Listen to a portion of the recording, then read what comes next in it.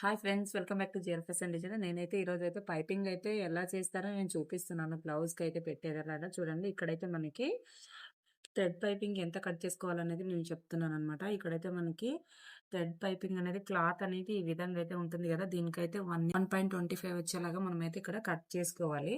Cut చేసుకున్న తర్వాత దీన్ని అయితే ఫినిషింగ్తో ఎలా చేస్తారనేది నేనైతే ఈ వీడియోలో అయితే చూపిస్తున్నాను.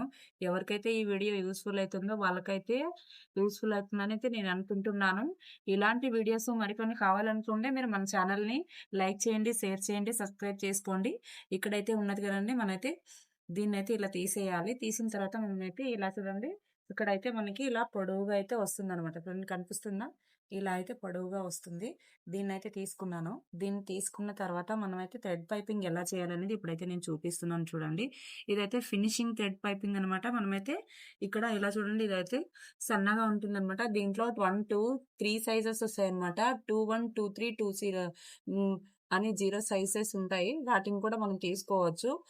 2, 1 అయితే సైజ్ అయితే నేను తీసుకున్నాను అనమాట. ఇదైతే వచ్చి మనకి ఇక్కడ క్లాత్ అయితే మనం ఇలా తీసుకుంటున్నాం. దీన్ని తీసుకున్న తర్వాత ఇక్కడ చూడండి, ఇక్కడ సెంటర్లో మనకైతే ఈ క్లాత్ ఉంటుంది కదా, 1 ఇంచ్ మిడిల్లో అయితే మనమైతే దీన్ని ఇలా పెట్టేసుకోవాలి.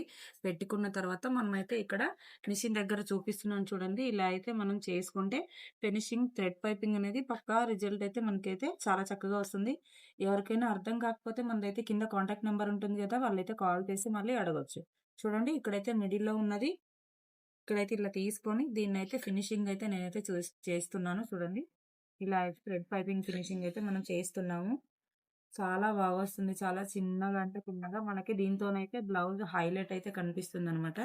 చూడండి, ఇక్కడైతే మనకి 1 పాయింట్ కొద్ది ఇంకా తక్కువ అయితే మనకైతే ఈ